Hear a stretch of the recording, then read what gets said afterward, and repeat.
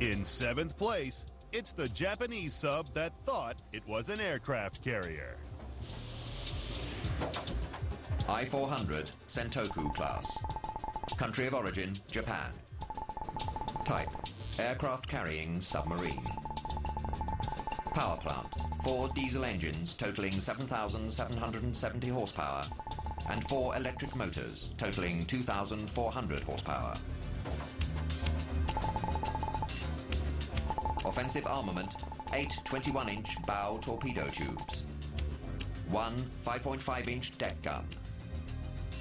3 M6A1 Siren seaplanes armed with torpedo or 1,763-pound bomb. Submerged displacement, 6,400 tons. Pearl Harbor, 1945. American top brass and stunned crewmen stand aboard a captured Japanese sub. Its history is short, but incredible. 4 years earlier, 1941, the Japanese went to war with one of the newest and most ambitious submarine fleets in the world. The Imperial Japanese Navy has a technically sophisticated submarine force at the start of the Second World War. It's fairly large. They have about 70 submarines. And these submarines are designed to scout for the enemy battle fleet and to attack it as it closes on Japan. The I-400 Sentoku class, launched in 1945, was the largest submarine in the world. Her sumo wrestling proportions disguised incredible stamina. This beast could travel 37,500 miles before she'd stop. But the Sentoku's size wasn't just for show. Incredibly, its 115-foot forward section housed 3 Siren seaplanes. It had hangars on the front of the hull. It had those aeroplanes with their wings folded, on floats, inside cocoons. You could take this boat to the shores of your enemy, in this case the United States, and launch a strike.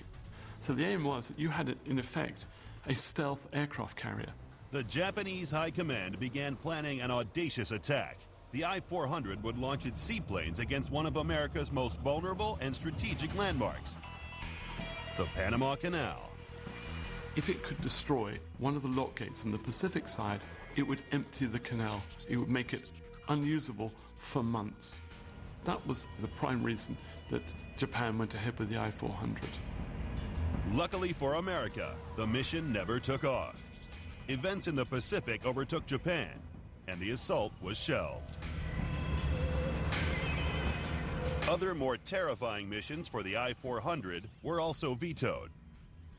Operation PX would have seen her deliver biologically infected rats and insects onto American soil, but the plan was canceled.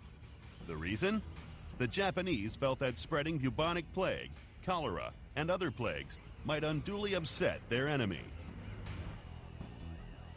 At the end of the war, 3 I-400s were captured and studied by the Americans, proving that, strategically, the Sentoku was considered significant.